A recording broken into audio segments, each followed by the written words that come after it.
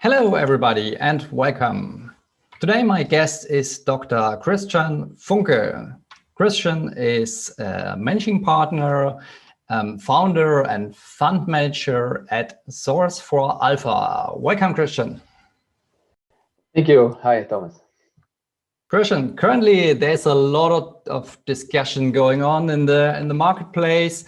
Is it time for a style rotation from growth into value stocks? And this is today's topic for our interview. So is the current correction in technology stocks the long-awaited turnaround towards value, or is it just a quick break?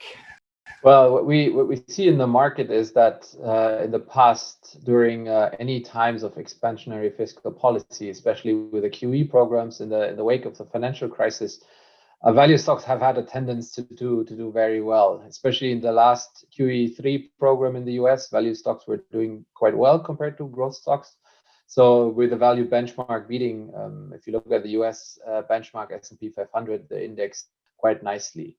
And after the QE3, now the last 5 years, we had a tremendous rally in growth stocks, but it's kind of over ever since COVID hit. So ever since March 2020, we have again a QE program, the huge COVID QE, let's call it COVID QE, the Fed is running. And since March last year, so for about 14, 15 months, with a bit of back and forth, but in general, we've seen an outperformance of value stocks. And quite starkly this year, 2021, since February. So yes, I do believe it's now time to invest in value stocks, especially with the macroeconomic outlook improving and with all the accompanying factors, liquidity premiums and risk premiums being reduced. All those are factors in favor of value stocks, which should lead to an outperformance. Hi there, just a 2-second break. Before we continue with the video, just make sure to subscribe to our channel now to not miss out any updates. Thank you very much and enjoy the video now. So you named it, growth stocks have had some extremely strong years. Given the current valuation and PEs, how big is the danger of a bubble? Of course, it's always very difficult to define what is a bubble or what not, especially when you're in it. And valuations in some sectors of the market are quite high. The situation is a bit different, maybe compared to the 90s when they were stratospheric and there was basically no earnings to speak of. Right now, we do have some gigantic growth companies in the US that do have a lot of earnings, a lot of cash flows. If you look at Amazon, if you look at Google, if you look at Microsoft or Apple, they have huge profits and huge cash flows, but also gigantic valuations.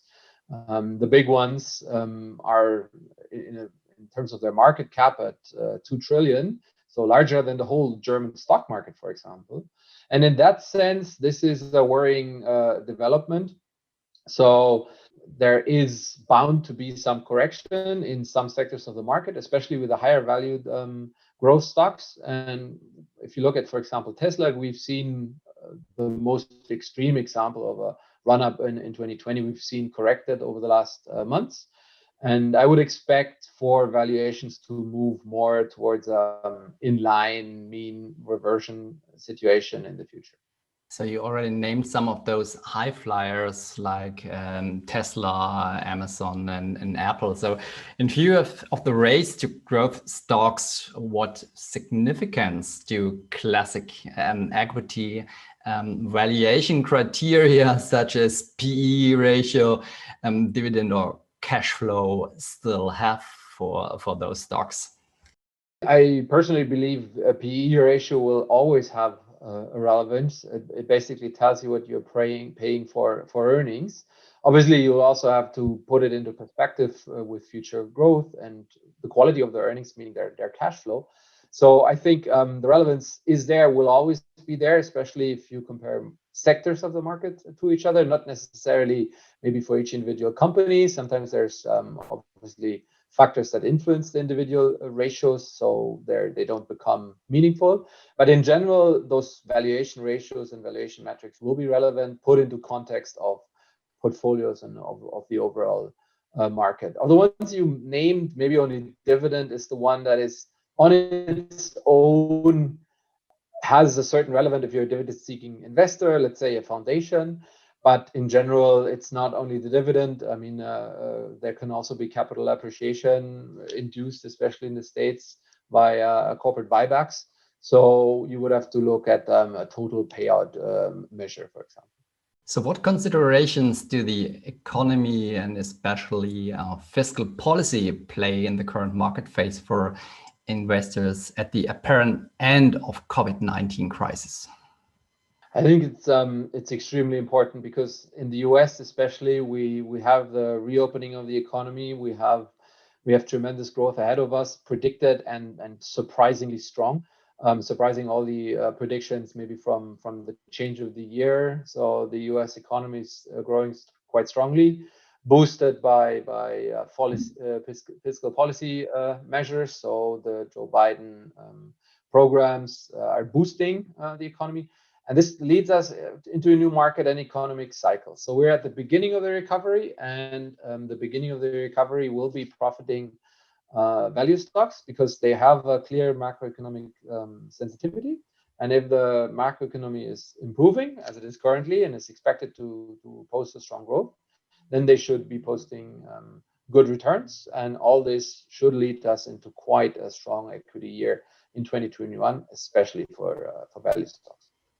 So especially in the US, interest rate hikes have recently become an option and a possibility again. What effect would higher interest rates have on the decision between growth and value stocks? It's super important. If you look at the development of interest rates in the US this year, they've increased from, if you look at the 10-year treasury rate, from a percentage point at the turn of the year to about 1.6% right now. So we have had a 60 basis points increase. And that is quite a shift to higher interest rates. This is happening because we see inflation picking up. Recently, we saw inflation at 4.2%. So quite a pickup in inflation, and the inflation pickup is expected to continue. So we have higher nominal interest rates happening, and we're expecting interest rates to probably keep rising, which has a direct impact on growth versus value stocks, because the interest rate, obviously, the discounting factor, if you look at a valuation methodology where you discount future cash flows to today, and if the interest rate is rising, then the discount factor becomes more important, lowering the value of future cash flows. And growth stocks depend in their valuation on future cash flows, on their profitability in a far more distant future, because their earnings are not happening now. While value stocks, they depend more on their cash flows in the near future, this year, next year. So their dependence on interest rates is not as high. It's more dependent on the current macroeconomic environment right now for the next 2 years. So this would favor the rising interest rates, and this is what we saw happening over the last 2 months. This favors higher returns for the value stocks compared to growth stocks, and that's exactly what we see happening right now. Growth stocks are coming back down. So the hunt for quality growth seems to be over, or at least takes a break for now. What comes next in the economic cycle, and how do you position your portfolio in the current environment? Well, in the wake of the COVID crash March last year, it was the ideal time to position aggressively for a turnaround situation for value stocks that are more on the loser side, that more on the risky side. So we positioned our US fund very clearly to profit from the recovery that then happened. This led us to extremely nice outperformance in 2020, and again also this year. And the reason being is that those sectors, the riskier and out of favor value stocks, they do quite well in the recovery. Now, with importance of moving beyond, let's call it recovery from COVID-19 with reduced risk levels and everything, less and less importance is on maybe the risky side of the value, but more on defensive value stocks. So I would advise to shift, and that's how we position our funds, slowly towards more defensive value stocks that will be profiting in general from the recovery, but not so much hinging on a turnaround situation. So this was Dr. Christian Funke from Source for Alpha. Thanks, Christian, for being with us today and sharing your insights. Thanks, Thomas. Thanks for having me.